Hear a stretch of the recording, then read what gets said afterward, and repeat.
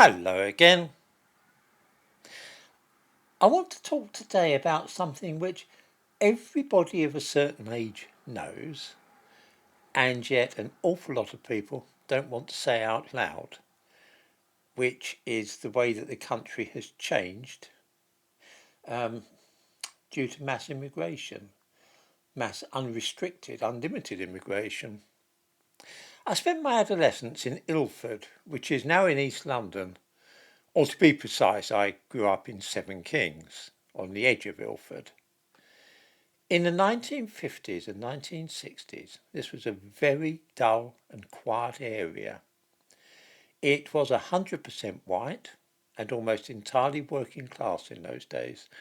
The only immigrants to be seen were Polish families who had settled there after the war. It was a completely unremarkable little suburb of London, really. Part Essex, I mean, the address in those days was Ilford, Essex, but the urban sprawl had caught up with it. It was really a suburb. I do not remember a single murder taking place in Ilford when I was growing up. There were punch-ups in pub car parks, yes. Rowdiness in the high road after the pubs kicked out, certainly. But no serious violence and certainly no stabbings. The only stabbing I ever heard about as a child was the one which involved Edith Thompson and Freddie Bywaters, which was on the corner of Belgrave Road up by Cranbrook Road. This case took place in 1922 but was still remembered. How very different is the situation now in Ilford.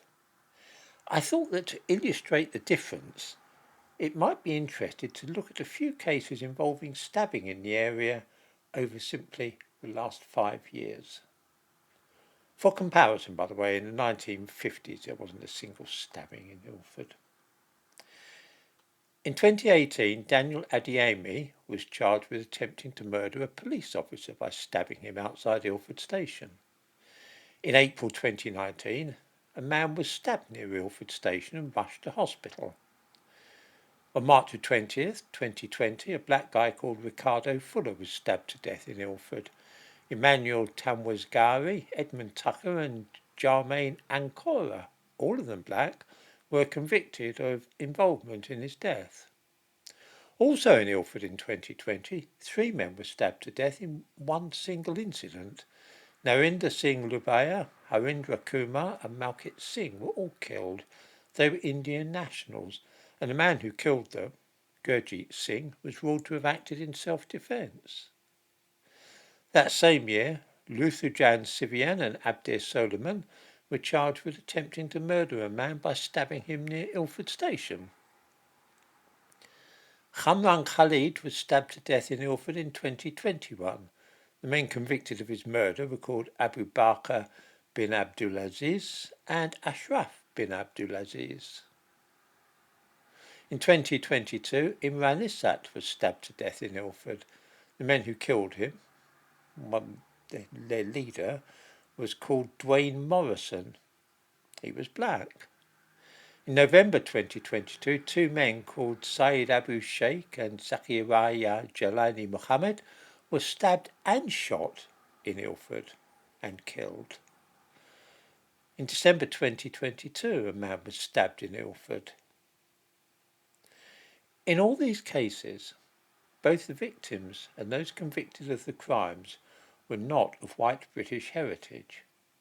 Here was a quiet little suburb where there was no violence at all, and now it is turned into a most dangerous place. This is not the full tally, by the way, of stabbings. These are only the ones which made it into the papers. If people are stabbed in the course of some criminal enterprise there, they try to avoid involving the police and hospitals wherever possible. So this is very much the tip of the iceberg.